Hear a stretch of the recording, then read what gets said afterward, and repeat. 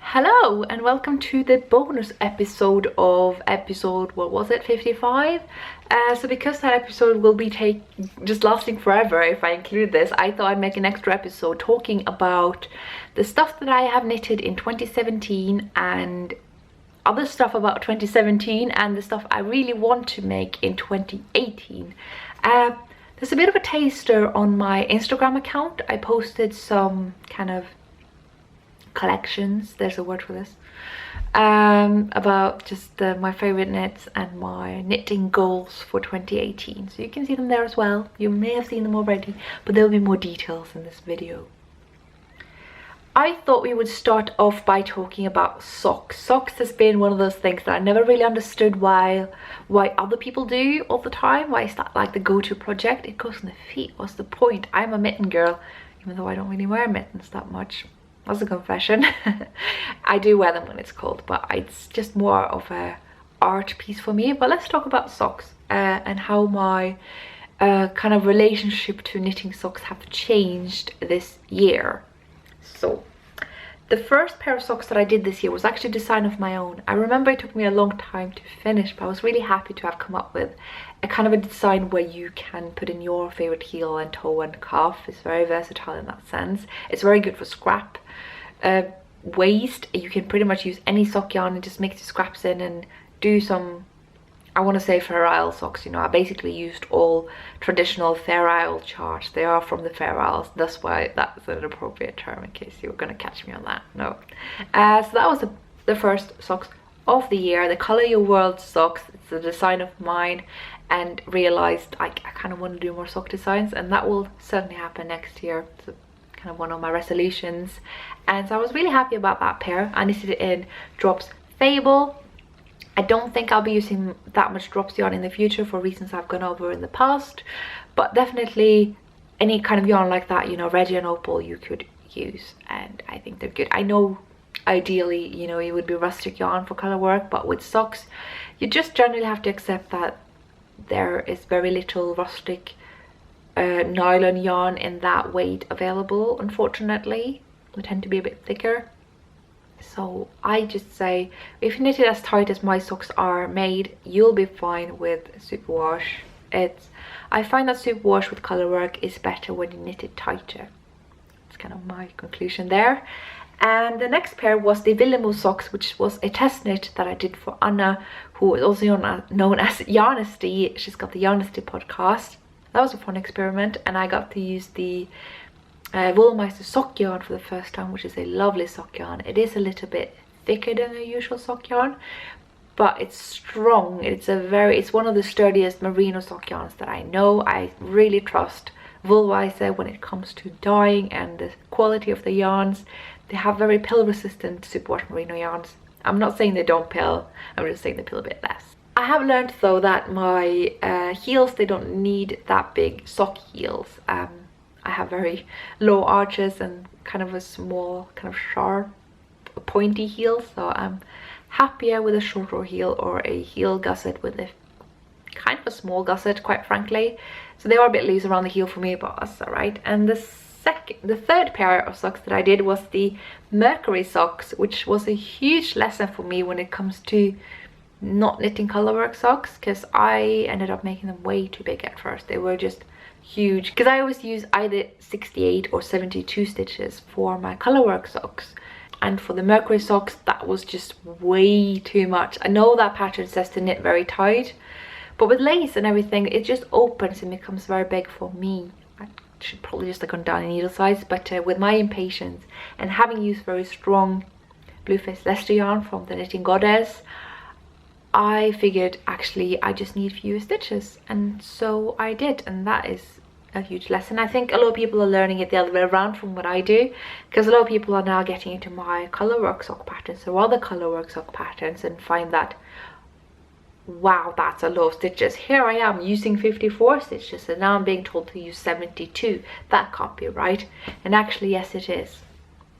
I prefer 60 stitches for my vanilla socks, that I will get to that because I knit them very tight, but I go up to 72 for colorwork socks because You can't have negative ease with colorwork socks. The float are not going to let you. It's not going to look nice. You need more stitches, basically. The floats will help it make a bit tight anyway, so I wouldn't worry about them becoming too big, but it's generally just the part of colorwork socks that they can't be like commercial socks. They will require more stitches. So I think that's a nice lesson that I learned. The opposite order than everyone else did this year, but anyway, worth noting. And then the fourth pair that I did was the Townwall socks, which was a mystery knit along by Anna of Yarnesty again.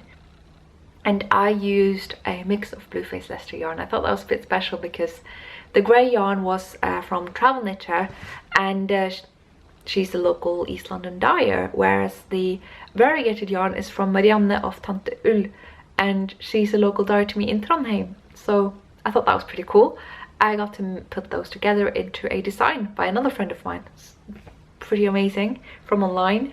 So it kind of mixed up my three worlds in a pretty cool way. But again, I did realize that I don't need that much space for my heel area of the socks, so it's just kind of a good learning curve. But they're really nice socks, and I think Anna's sock patterns are very good. I think they're not written in the way that, say, Helen Stewart of Curious Handmaids patterns are written, but if you do like how she writes her patterns, I think you will like how Anna writes her patterns. It is a similar kind of table row by row take, but not quite, obviously, because you don't need to with socks as such. There's no percentage system there, but it has the same kind of clarity organized in a table, I think I can say. And then I got right back into my colorwork socks again, because I finally got the Tante Ultus socks book, and I think this is right up my alley. It's very close to what I did with the Color Your World socks. It is colorwork socks that has short row heels. It's very similar in construction and stitch count. That's a coincidence. Obviously I didn't have this book back then.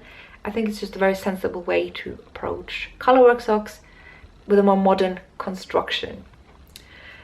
Oh god, I love this book. And look at these. Just, it is such a great book. And she's got a mitten book equivalent now, which I need. I'm just kind of nudging my mum that it's my birthday soon. So yeah, I did the Fru Sergio book. I'm just gonna put my photos here instead. Fru Sergio, words, Swedish, and Bro. And I love both of these socks. The Fru Sergio socks are made in Lang yarns, which is a very affordable sock yarn. It's soft, it's strong, it's got reinforcement yarn in it. I was a bit disappointed to find that the reinforcement yarn isn't enough for both the toes and heels, but just one.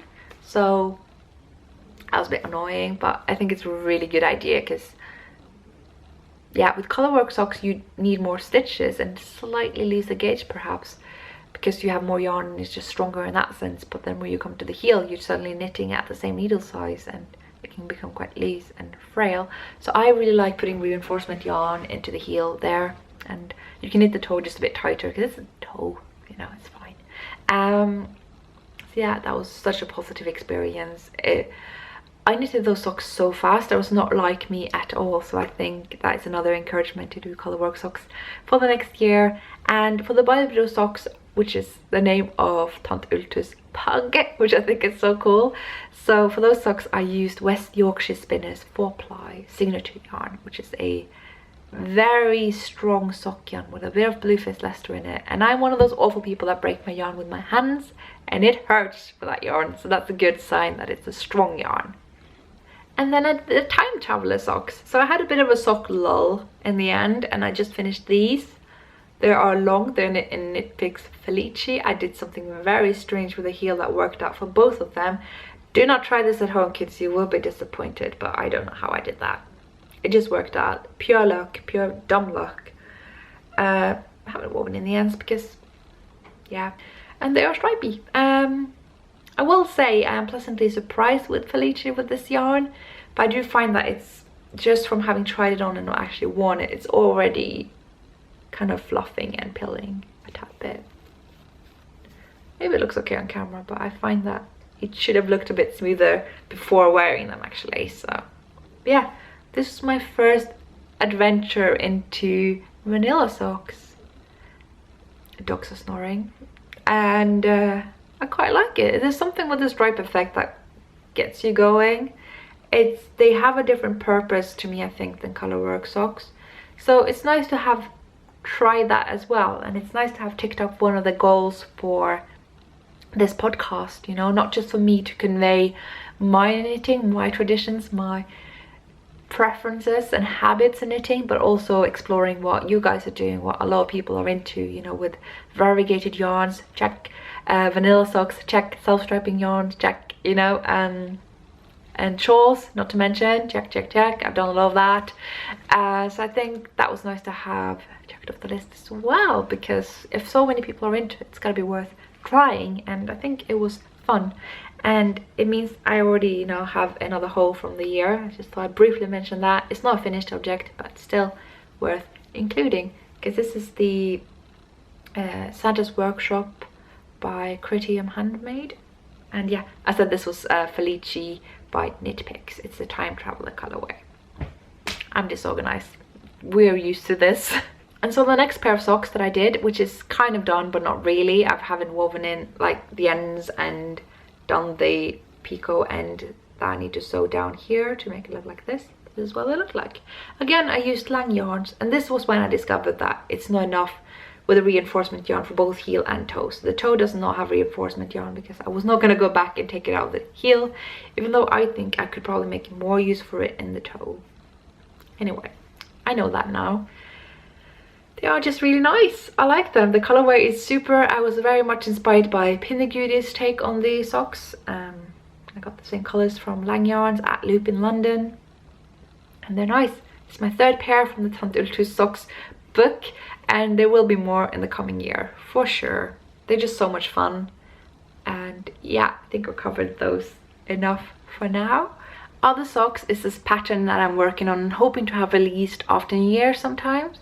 It may be out by the time this video goes up, I don't know. It's the Transcendence Socks. It's a pattern I worked on for a long time, and I tried to perfect it with this funny heel and everything, and I think it's okay now. It's okay. I'm selling this, guys. It's in Ovis etc. yarns, and I love it. I think it's fabulous. It's a bit cheeky of me to show off a non-finished project yet, because I'm still working up the second sock. Look at this thing. I just love this. It's yeah, definitely kind of in the Tant Ultus tradition.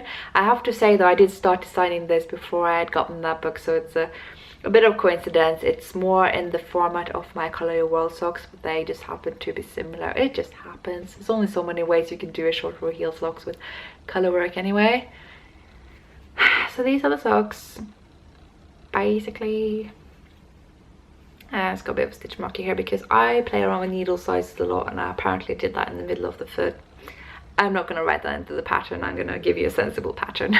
But yeah, the colours for that sock is actually inspired by the colour scheme of my favourite band's album cover. The band is Devin Townsend Project, and the album cover, or the album I should say, is Transcendence, thus the Transcendence Socks. Hopefully it'll be out soon. Like, my test knitters have finished, I just haven't.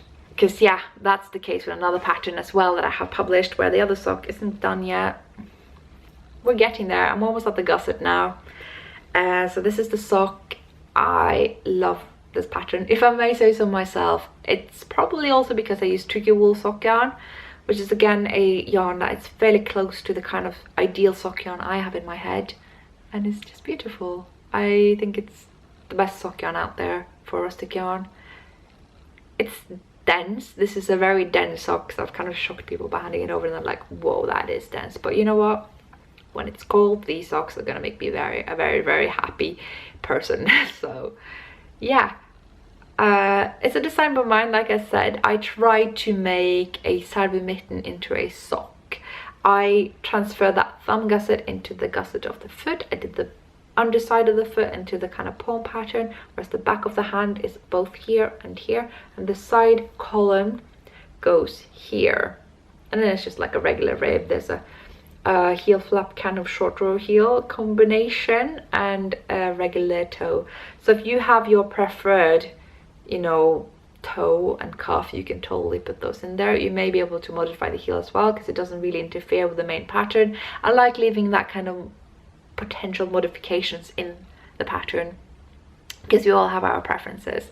Though I do encourage people to try and knit this toe up. I know not everybody prefers to do that, but it will allow you to experiment with the fit of a colorwork sock, because you can knit this part very tight and have a very sturdy toe. And if you find that that's too tight for your main foot, you can go up a needle size. But still, if you find that this is too tight for getting it over your heel, then just do the heel in a tight enough needle size, and then you can go up with the leg, because it's really just the leg you need to get over your heel, and that can be looser because you're not going to be having that much wear and tear on your leg. That's not where you walk on, presumably. So that's a nice thing, a feature with this pattern and my other toe up patterns as well. I think all my sock patterns to this date are toe up.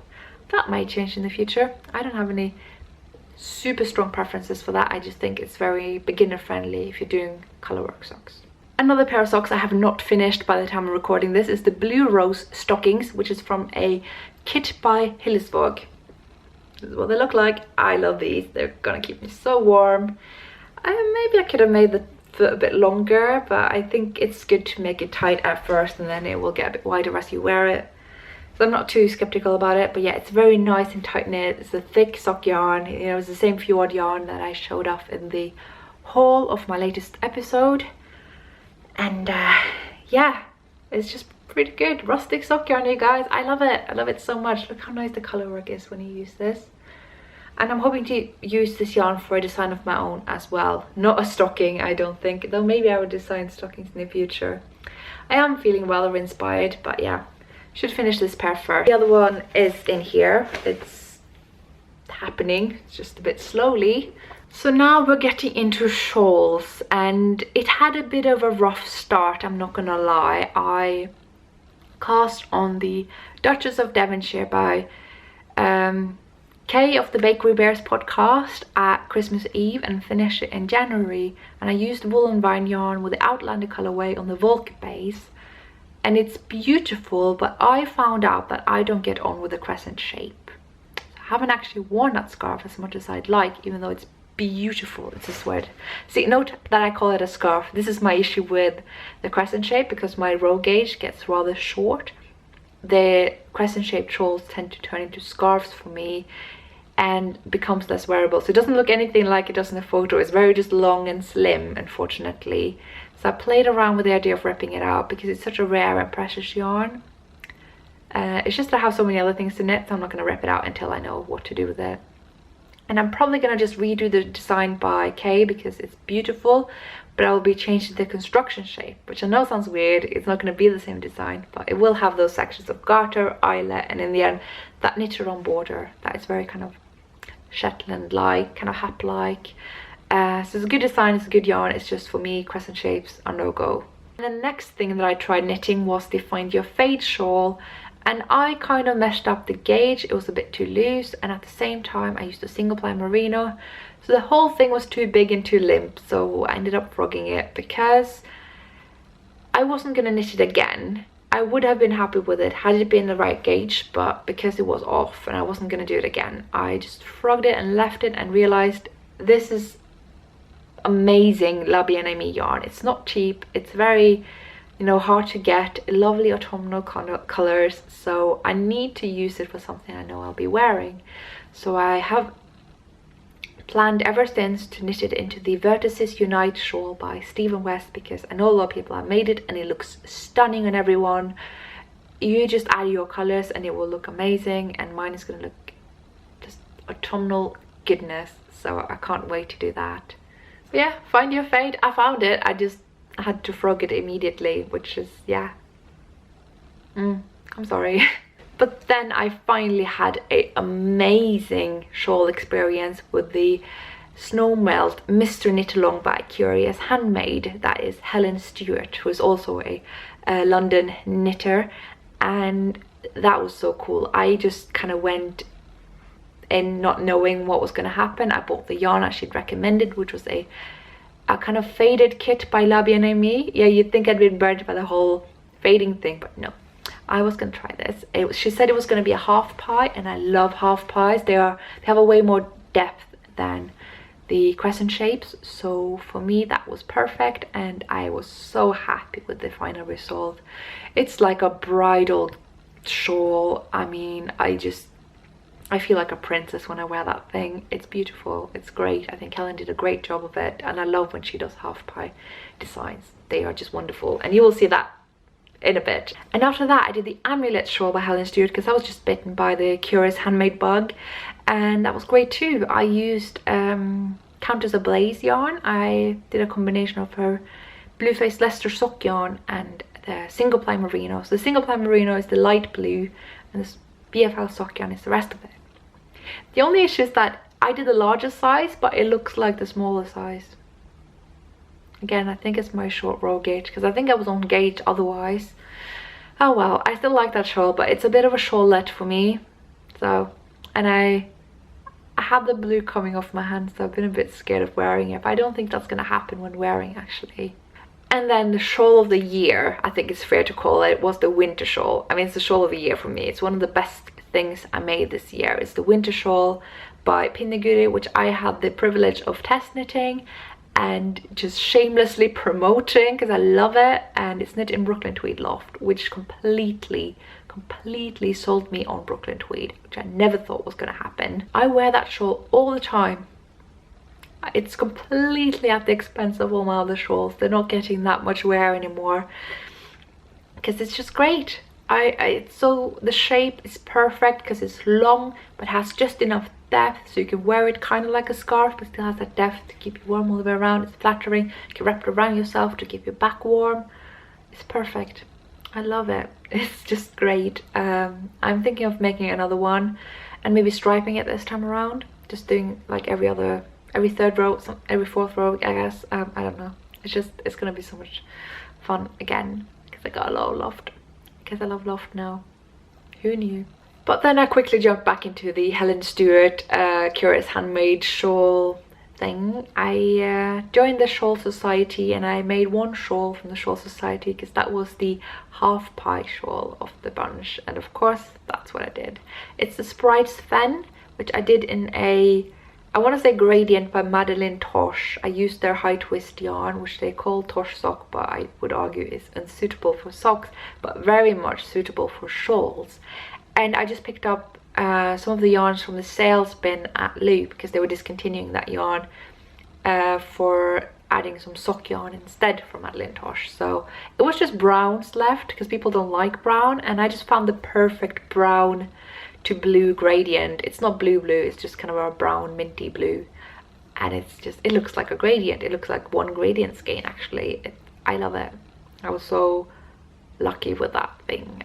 Yeah, it's a good shawl. And then I had a lot of fun with a Norwegian shawl. It's Grød by Nina Petrina, who is, you know, one of the more well-known yarn dyers in Norway, and she did this shawl design for the first edition of Bladet Garn, and it was featured on the front page, and it's just amazing. I used Sølje by Hillesvåg, which is their fingering weight, arguably sport weight, pelt wool yarn. I could talk at length about pelt wool yarn, but I think I will keep it short.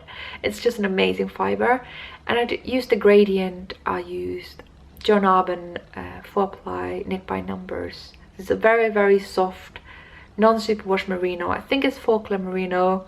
It pills so much, but in the shawl it won't. So I think it's very good for shawls, and I love it. It's obviously you don't get much advantage of the softness of the knit by numbers with the harshness of the pelt wool, but I have to say I love wearing the pelt wool shawl. It's a very prickly yarn, but it doesn't make me itch. It's still very comfortable. You can definitely feel the bite as you're handling it and wearing it, but it doesn't make me go, you know, it doesn't. It's magical. I can't explain it. And I actually got a friend of mine who's primarily only into like silk lace yarn, really into that fiber, which is surprising. So I think, yeah, it's a very different kind of fiber, which reminds me of a wool silk mohair blend. It's just all in one sheet. Anyway, I need to cut that short and get to the next project. The next project is a present I have given away, and I was binding it off under the table as I was having a burger with my friend who was receiving the present. So I don't have a photo of the finished object, but I will be showing a photo of the pattern because it's the Midwinter cowl, which is beautiful. It's one of those patterns that I wish I had designed. It's just great. I kind of almost didn't want to give it away to my friend because it's just a wonderful pattern, but nothing's stopping me from making it again. It's actually a quick knit, even though it took me a while, because I did the last half of it in just a day, so you know, it's doable. It's really nice. I did it in lamb's wool by Roma, and I can definitely recommend that. It's a very soft yarn. I think you could also use toast yarn and garnet silk and that kind of yarn. Just, yeah, have fun with it. And now we're getting into the shameful whips that I didn't finish. I did not finish the Hansel hat that I started in March because the knitted on border when the heat wave finally arrived in London. No fun. Just, I need to pick that one up. It's gonna be great when it's done. It's just a bit of a task. And then there is the, what's it called, autumn leaf shawl, which is beautiful, and I'm gonna do it in the recommended 4-ply Chillister yarn and this plum color. It's arguably burgundy, and it's gonna be beautiful and actually crescent shaped, but I've seen it in loop because it's from their book and I like it. I think it'd be good. I just need to finish it, and I'm just working on the knitted on border because that's where you start. And there's something with me in knitted on borders, you guys, that's very hard. So I'm not making any promises in that one. It's okay that it's a whip. I didn't even get that far, so it doesn't even count. And then there is the exploration station. I knitted 2 extra wedges, and then I got to the brioche section and I started swatching for brioche and stopped. Because I really want to learn the 1-pass brioche, and I did learn it, but I find it hard to incorporate into the exploration station pattern. Now, if you don't know, the 1-pass brioche method is something I think Nathan, who's sock mortician, either came up with or has at least successfully demonstrated to all of us in his videos. I just need to get my head around it a bit more, I think, and have some more mind space to do it. But because this year has been a bit so-and-so for me, I haven't had that mind space, so it's fine that I put it off for a bit. I don't quite remember what yarn I used, so I'll just put those below. I used a combination of yarns that I had in my stash and that I bought at the Wonder Wool Festival in Wales. And the last whip I have is the Nola shawl by Renee Callahan, who is also a fellow East London knitter and designer and just a knitting legend in London. And I really want to finish a yarn and I'm using the Kettle yarn, which is a London dyer. It's Linda, and I want to finish it, and it's really easy and lovely. It's just that it was something I worked on during a rather hard time for me, so it's kind of hard to pick up, but I think I will. It's not that, you know, it's going to be a perfect project. It's just not been a priority lately because of other things I had to finish in time. That's I'm gonna go with that excuse. And then we'll get on to headwear. The first headwear I did is of course the pussy hat, because we needed that in January. I think you all know why. I used Quince & Co. Lark, and I love Lark. Can we just talk about Lark? Let's have a moment to think about Quince & Co. Lark. I ended up using 2 skeins. They were all 50 grams each, so that made sense because I wanted a double brim. And yeah, I can recommend that yarn wholeheartedly. And the other hat I put here somewhere because I'm about to wrap it up into a present to my cousin. It is the bubble hat. The reason I'm giving it away is because my cousin is a bit of a scratch sensitive one, and I used a very slick yarn, and I really don't recommend it for this hat. It's almost see-through. The stitches are not lining up well. I don't like it. I've seen this knit up in Shetland yarn. It's fantastic. Do that. Don't do what I did. I used Sunless Smart for it, and I haven't worn it in the ends yet because I'm a horrible cousin. I will do it. It fits me well, you know. I just don't care for the superwash for this pattern. And this is kind of my complaint with superwash in general, is you have to knit it tight if you're going to make it work, color work. And this hat is not knitted tight, which is why it's not really working that well for it. But it's such a cool pattern. I love the bubble hat. And I'm really happy with the colors I used. I used a series of discontinued shades of Sunless Smart, and the white I think is Dale Folk. So yeah, sheep. But I'm not really a big hat knitter. I always get them wrong somehow, and my head is huge, so modifying tends to make the hats too big when they're not too small.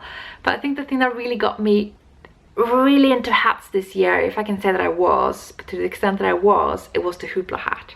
This is from the anniversary issue of Pom Pom. It's designed by Diana Waller, and I just so happened to have Peer Gynt yarn in my stash when it was sent to me from Lily of Nordic Stitches. Thank you so much, Lily. And it was just a perfect combination I had to cast on, and it was finished pretty quickly and fit me so well. I know it's a little bit close to my eyes because someone had to add 2 rounds up here. That's my fault, but you know what, you could just fold it a bit back here like this, which makes it very cute. And I love this hat. It's absolutely one of my favorites. And look at that hat here. This is terrible. This is just terrible.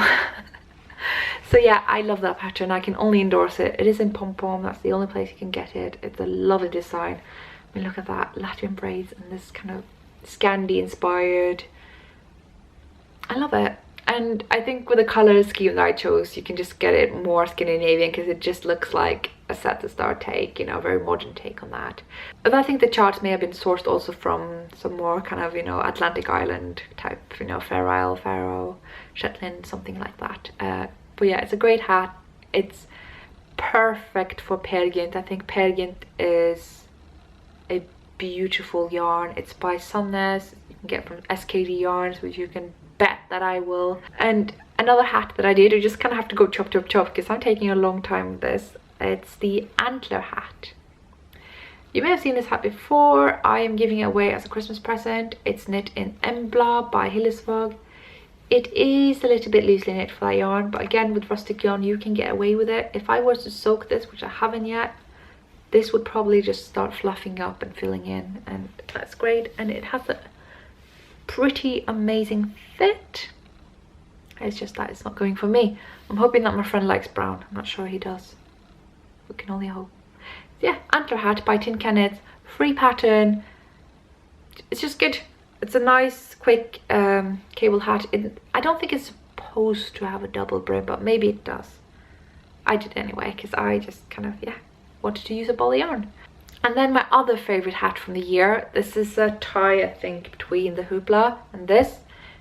And that is the Kaspada hat, which is a free pattern in Norwegian from Strikkesidas Favoritter. And it just fits so well, even though it has no stretch to it. It doesn't really hug my head, it just fits my head. And it's got Pom Pom, which is a keychain from H&M. It's a bit loose, could be tighter, but that's kind of my fault. I love it. I love the color, obviously. Yeah. Also, if I haven't apologized for the light already, I can't control the sky. This is Norway on the 22nd of December. It's dark. It's really dark. You know, the 21st is the darkest day of the year. So it stands to reason that today is pretty dark as well. And it's getting dark probably in an hour from now because it's like 12:30. And then I did the Jason's cashmere hat, which I used some yarn, I'll write below because I don't remember the name, from a Turkish yarn shop that gave the yarn to me. And yeah, it's a little bit snug for me, but should fit a friend of mine pretty well. Just nice and blue. And then I got on the kick for cable hats and decided to design one of my own. Again, let me know if you're interested in me writing up the pattern for this. I like it. And I used a Canadian yarn for it. I think, no, I used an American yarn. Sorry. This is what it looks like. I haven't given this a soak or anything, so nothing's really evened out. I'm also considering giving it some more length in the pattern because it's a bit short, because I made it for a friend of mine who is essentially bald. So, but it fits. It even fits my fat head, so you know. There we go. This is the hat, but yeah. Finished. So I want to get more into hats this coming year. I want to get a hang of both color work for hats and the fit of hats and get it right for my head size and multiple head sizes, not taking any shortcuts by saying one size fits all, because that's a lie and it's something I've been burnt on a couple of times. So that's the goal. We'll see what happens. I think we'll say mittens for last, so I'm just going to skip to clothes. first garment I finished this year was my Set Star cardigan. I haven't brought it here to Norway, so I'm going to show you a photo of what I did, and I love it. It was a whip from, I think, 2 years ago. I didn't finish and I messed up the sleeves and I just let it hang there. And then I finished it. I was going to finish in time for Edinburgh and I was staking it at Edinburgh, but in the end I finished it when I got back home, and it's lovely and elegant and just perfect fit. I know it looks a bit snug on the photo because I haven't added buttons on it yet, and when I button it up it looks fine. It's just when I hold it, it just kind of looks like I'm forcing it shut, which is not an issue. And it's made in the Roma finial garn, which is amazing. And yeah, the next garment is the Agatha cardigan, which I don't have a proper photo of because I'm not very happy with it. The pattern is a lot of fun. It's actually one of the few, if only, pattern that could make me want to knit a cardigan in the flat, because the number of purl stitches are kind of equal in the front and the back anyway, so it wouldn't matter so much. But I struggle with the sleeves. They're a bit kind of batwing-like on me. They grew a lot. There's something with the lace and the lark that made it grow in a very unpredictable way. So I want to re-knit at least the sleeves. I'm going to try on the body again and see if I'm happy with the fit. I think I am. So I might just have to redo the sleeves, which was the biggest amount of the work on that cardigan, quite frankly. But I love lark. Again, lark is fabulous. Absolutely adore it, and the colorway. So yeah, and it's an anti-satin design, in case you didn't know, which was the next thing I did, because I wasn't deterred from knitting them just because that one sleeve was a bit off for me. I did the chuck sweater, which I think I will take the decreases from that sweater and incorporate that into the Agatha cardigan, and I'll be very happy with it, because the chuck sweater I think is lovely. And I used Aaron Wade Shillister yarn. It's their merino yarn.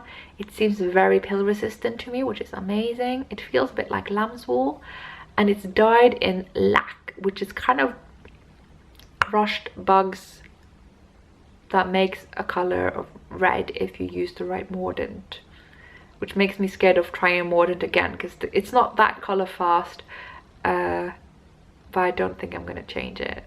Guys, I just want to show the snow while recording. Look at that. Look how it's snowing.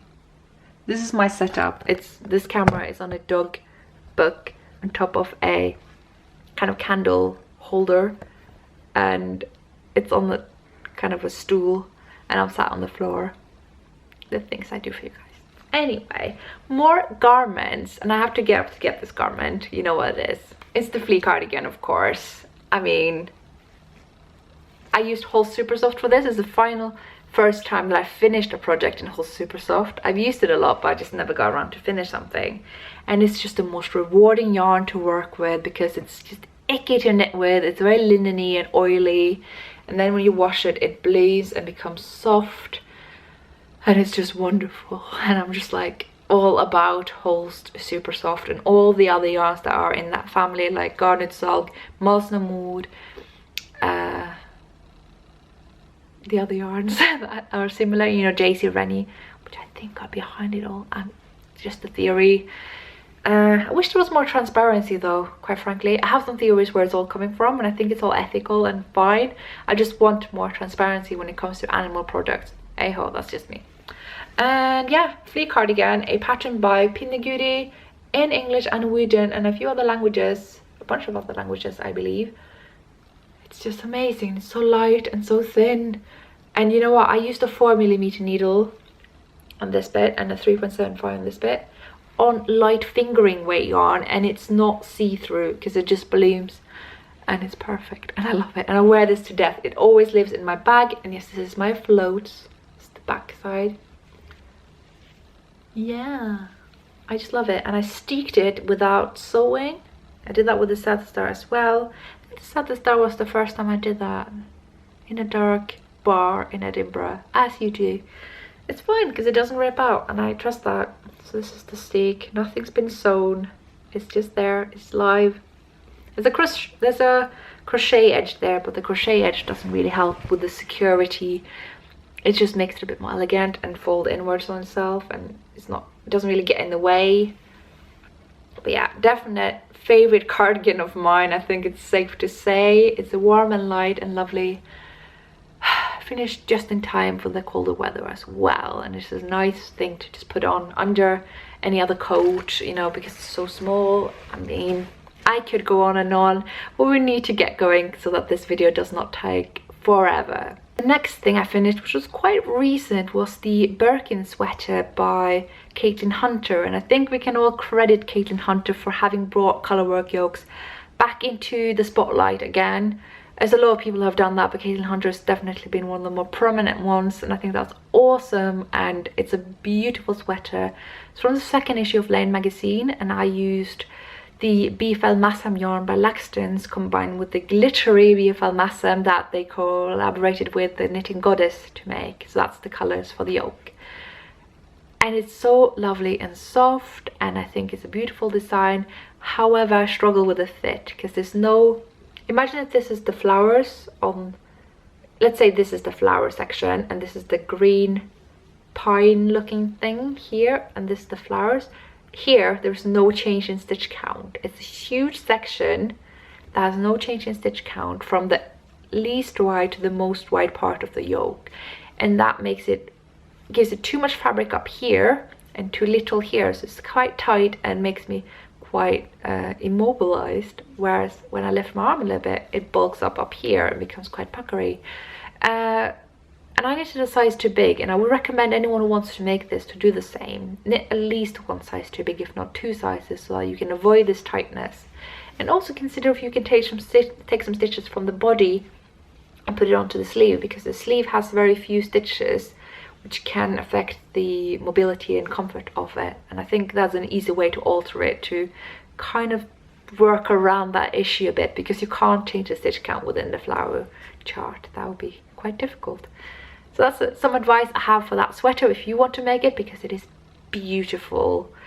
And yeah, next sweater, I have to get up and get that again. It is the No Frills. Look at that. It's huge. It's the hugest, biggest, most enormous, ginormous thing I've made.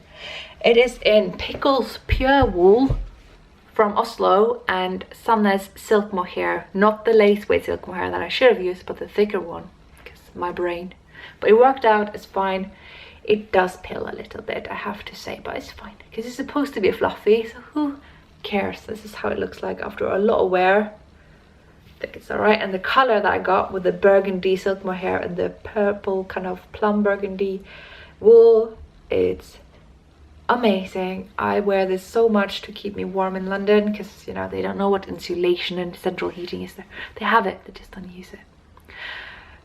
Ranty rant. I just love this sweater. It's amazing color. It's huge, oversized, kind of cropped, but not so much that it leaves me cold in the waist. And it's kind of my outerwear in London, actually, and also indoor wear when it gets cold there. It's fabulous. And now we're getting to the shameful whips again. It's the Miss Rachel yoke. I am so close to finish this. I actually thought I would finish it in May, but some circumstances made that bit less likely.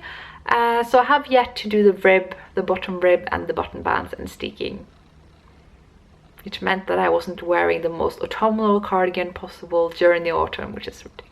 But you know what, autumn will happen every year, it's fine. I'm using fenil yarn for it, by Doma, of course, and it will be finished, you know, someday. And I love it, it's great. I have modified it so much though. I turned it into a top down, I turned it into a cardigan, whereas it's really a bottom up sweater by Kate Davis, of course. Kate Davis is just amazing. And then it's the Eleanor sweater. It's a lace, a vintage sweater. It's truly like from a vintage pattern, only one size, not my size. So I'm modifying it quite a bit. I'm just working up the rib for the waist, which is what's taking me so long. So I haven't done more than that, and I don't have much else to say about it. Other than that, I'm using the Timeless Pure Wool by Stoff og Stil, which is a Scandinavian, though mostly Danish, fabric shop that also have yarn, and it's a nice, thin, soft wool, comparable to Halls and a few others, though I want to say it's a bit limp, and it has way more meters, so I really like it. The other sweater that I haven't finished, I've just got the sleeves left and the button bands and steeking, and that is the Land og Strand cardigan by Pinneguri. Another top down cardigan that I was casting on immediately after the Flea Cardigan, because it's using the same gauge and the same yarn, and I really wanted It does have a raglan increase, which is not quite my cup of tea, but I think I'll like it anyway, and I look forward to when it's done. It's just that the sleeves, sleeves with color work. I'll do it, that's fine, it's fine. It's just like the weaving in of the ends. You know, when you do the steek, you don't have to weave in the ends, you can just like have them hanging out on the steek. Whereas with the London Strand, the sleeves, there's no steek, you know, you just kind of have to weave in the ends as you go, and it's not fun. So, but it's a great cardigan. I really, that body knit up in days. I did it so fast. I was just binge watching Game of Thrones episodes, I think. It was that time. Yeah, it'll be done, I'm sure. I've enjoyed it. And then it's the Bluff Yellow sweater. I should be able to find that, I think. I knew I had it here somewhere. So that is my first sweater design. It is coming this winter. I'm aiming to knit it up during the Christmas now and have it tech edited around New Year's and send it out to test knitters in January. I will have to put out a call for test knitters, and I will probably do it in January. I have sizes lined up. I have some people that are allocated already. In terms of whether you want to volunteer, you can do it now, but please just be very careful whether you should. I know it's like very exciting to be like, oh, I want to test knit, but I'm really concerned with whether you want to do that size. You use the right yarn and you can finish in time, because it's a very short deadline. It's work. You get a free pattern in return and some goodwill from me, which is probably going to pay off in the future. But yeah, it's scary to announce for a test knit. The more popular my designs get, the scarier it gets, because I do want to make sure I allocate to the right people, because otherwise I can get in trouble and it could delay the pattern. So let me show you the project. I called it Bluff Yellow because that's the name of the yarn I used, and it's named after a TV show I used to love as a child, and I'm still watching it. Ignore the scrap thread here, it's not part of the design. So here's the yoke. It has a very nice kind of slightly positive ease but vintage fit to it, but you can modify that. You know, the body is really up to you. I'm just giving you the top down instructions and then telling you the decrease rates for the sleeves and body if you want a waist shaping, and the length that you can do if you want cropped or not cropped. It's a recipe beyond the yoke, which is kind of what I'm trying to teach with this pattern. It's going to be so much fun. I'm really loving what I'm doing with this pattern. So this is it. I'm using PT2, but you can use the Roma Finulgarn, you can use Hillersvåg Ask, you can use Sandnes Tove, you can use Shetland yarns, you could probably use Holst, you can use Knit Picks Palette, Cascade 220 fingering, you know, there's a whole array of yarns you could choose. Tricky wool, yeah, Ullcentrum, and so on and so on. There's a lot of yarns that are possible to use. And so that is that. I hope to finish it this year, but no promises. And then there's the Lady Marble cardigan, which I have lying right in front of me conveniently because I just recorded the podcast episode. It is knit in the Gilead yarn, which is amazing. I love that yarn so much. And the pattern is the most potato chippy pattern in the world. So fast and mindless. I can only recommend it. So yeah, that's Lady Marble for you. I'm about ready to separate into sleeve holes now, in front and back and that kind of thing, which I'll probably steek as well because I just hate working back and forth. That's not going to happen. And the last thing is the Improv Raglan, which is a sweater I'm working on back in London. It's used, I'm using double merino tweed by Pickles, and the Improv pattern is kind of a recipe by the French Association. So we'll see what happens with that. I haven't made much progress, so there's not much to say, but I thought I'd cover that. And at last we have mittens. Guys, I've made so many mittens this year, so if you'll forgive me, I'll use photos here for most of them because they're not here with me in London. In Norway. They are in London. Oh my god, I don't know where I am anymore. The first pair was the bee mittens by Drunk Girl Designs. I used the Woolly Knits merino yarn for it, which shows you can use support yarn if it's a tight enough gauge. And the next pair is the Hilmar Kulsets Votte Sticka på Colorströ. That just means that it's made by Hilmar Kulset and it was knitted on their farm Colorströ. It's a authentic Selby mitten that I did in blacker yarns, Tamar 4-ply, because I wanted to be part of the blacker Cal for the Edinburgh Yarn Festival, and yes, I will be aiming to do that this year as well. I have a plan for it, and I love it. I think it's great. It's from the Selby Mitten book by Anne Borsgaard, and it's a success, and it's all wrapped up for a Christmas present. And there is the Snøhvit Mittens by Wenche Roald, where I use the grey Laland yarn by Di Gilpin, which is a Scottish lamb's wool, which is just the softest wool possible. If you have an issue with rustic yarn and you haven't even found lamb's wool that suits you, I highly suggest looking into the Di Gilpin Laland yarn, because it's fabulous. And Wenche Roald is a wonderful Norwegian designer who does amazing mitten designs and garments. You should definitely check out her patterns. I've pretty much been raving about them since the beginning of this podcast, so you know what to do. They are all on Ravelry. A lot of them are in English. You should check out the Winterland mittens, because they are my favorite mittens. They are the mittens I wear the most. They're not even my design, I wear them the most. And then there was the Shine Mittens by Pia Kammerborn of the Kammerbornia podcast, and they are perhaps my favorite mittens of the year. I love the mustard shades of them. I love the Gotland design. It's very intuitive, memorizable. I love the fit of it. It's very Norwegian in construction. It's beautiful. It deserves so much of the praise that it's gotten. I think the aesthetic that Pia has is best mittens.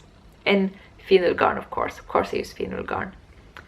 And then we have Melbourne mittens. I think they were the first mittens I made from the club when I was designing them, and of course they were the first to come out, and I did them in Navia Trio, which is a fabulous yarn to make these mittens in. It's a kind of a British Faroese yarn, and you can get them in a lot of UK shops, and it's just great. And the next pair I did was Flora, which is also in that yarn and from the club. I don't think there's more I need to say about that. You know, you can get them in the Selby Mitten Club that I have on Ravelry as one publication.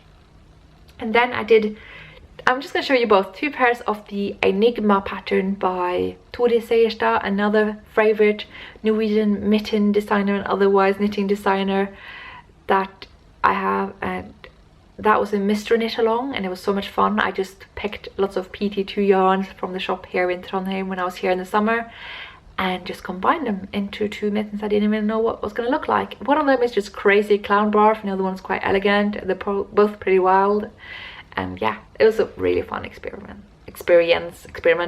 both. And then I started knitting the Quello mittens, which I used the BFL DK yarn by Woolen Knits, which is a British yarn, and they're from my club, and I love that yarn. It is less ideal than the Navia Trio, but it's still really good and very, very, very soft. So again, if you have some sensitivities, it's definitely a yarn worth exploring. Then I did the Nea mittens. I don't have a proper photo of them. I had some doubts about them because I used the Selbu Husflids garn, which is a yarn I sell in Selbu for the mittens. But I found the colours to be very hard for that particular design that I had. So yeah, I wasn't that happy with my colour choices, and I was having so many doubts about that design at first. But then when I had test knitters make them, I was like, they look really nice. You just have to be a bit more careful with the colours there, I think. So I think in the end, it was one of the best designs rather than one of my least favourites. It sounds weird, but yeah. This is why test knitters are good, because they can show potential in your designs that you didn't know yourself. Lesson from 2017, you guys. And then I did the Yggdrasil mitts, which I was so fortunate to have a proper photo session for with one of my test knitters, Christina, who turns out to be a friend of my club mitten test knitters, Anne. So we all hung out in Bergen and did some proper photos of the mitts Yggdrasil, which is one of my designs. You can get on Ravelry. Just saying. I knit them in Spindrift and Finul garn, and I like them. They are pretty much the one design of mine that I wear the most, and probably means I will be designing more stuff in that vein. And then I did the Tallulah's heart mittens, which I wrapped up into a Christmas present to my mom. So I can't show you, but this is what they are. I used the Northern Lights aka Nordlys garn by Viking yarn. It's not an ideal mitten yarn. It's more of a single ply sock yarn, which again sounds a bit weird, but it's the only yarn that I could use to get the kind of gradient. So, and my mom wanted it, so whatever. I had the yarn. It's done. The pattern is by Judith Lindvik in her book of Mittens, which I think you can find translated. Just use Ravelry to your best of abilities and you should be able to find it there. And then I designed this snow mittens, which is in that magazine that I showed you in my last episode, and I used a combination of finer yarn and PT2 because PT2 were the only ones with the right shade of grey. It's the same yarn, really. And I was just so thrilled to have that published. I designed it so quickly, I didn't feel worthy for a while, and then I've spoken to other designers and they've told me that pretty much most of their publications have been in that vein, where they just kind of like blah, blah, blah, blah, design, publish, submit I should say, and then it was published, and that is interesting. So yeah, I finished those. I really like them. They have a really cool cuff, I think, with the kind of a garter rib mashup.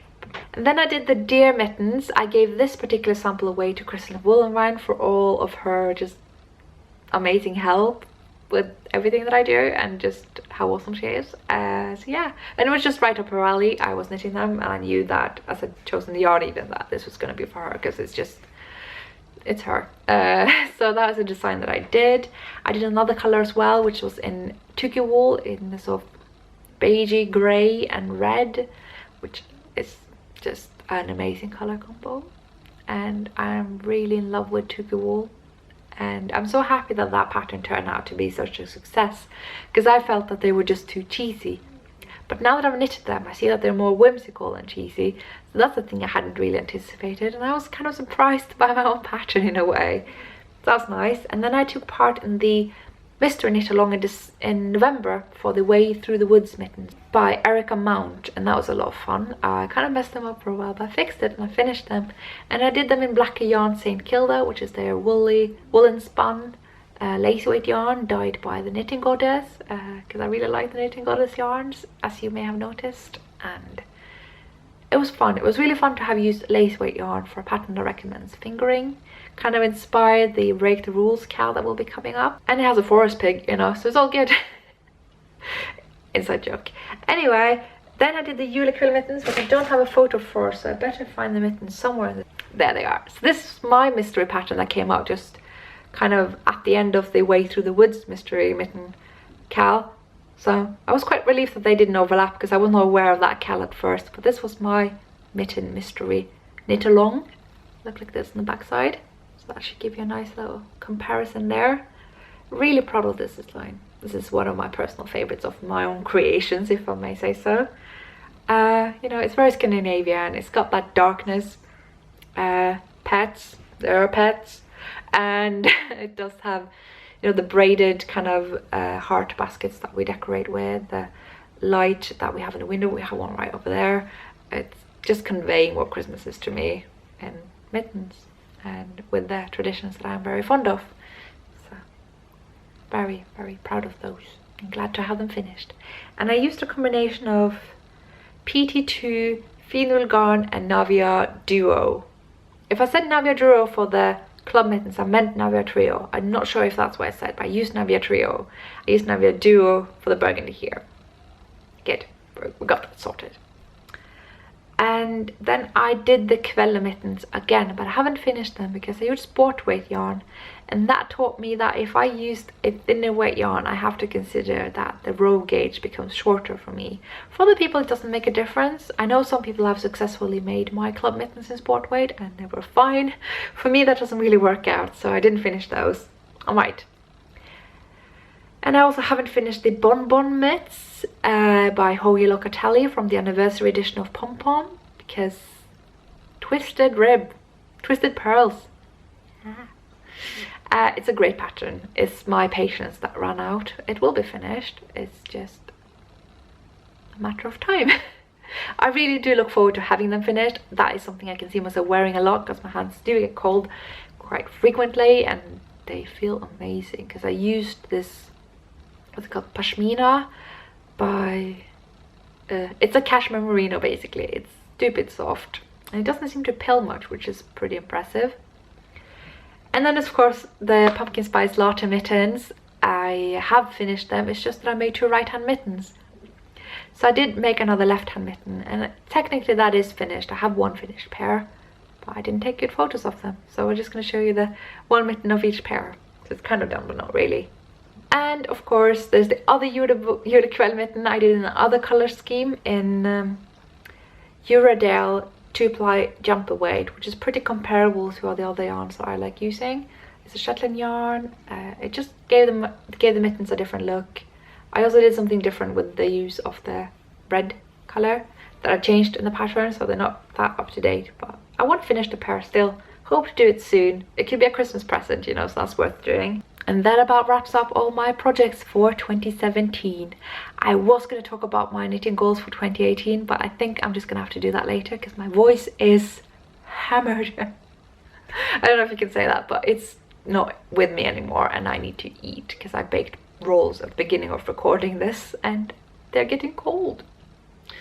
So yeah, thank you so much for watching. Thank you so much for sticking with me all year. It's been a roller coaster. It's had its ups and downs. I will not be shedding lights on the downs in my videos, but I want to thank you for being part of what made this a good year, because the good parts of this year was definitely the people that I met, the success of my own designs, the risen popularity of this podcast. It's me becoming Skeindeer, I guess.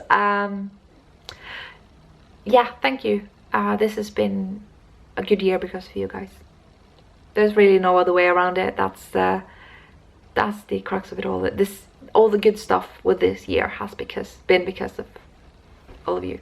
So thank you so much. I hope you had a good year as well, and I hope 2018 will bring lots of good things to you.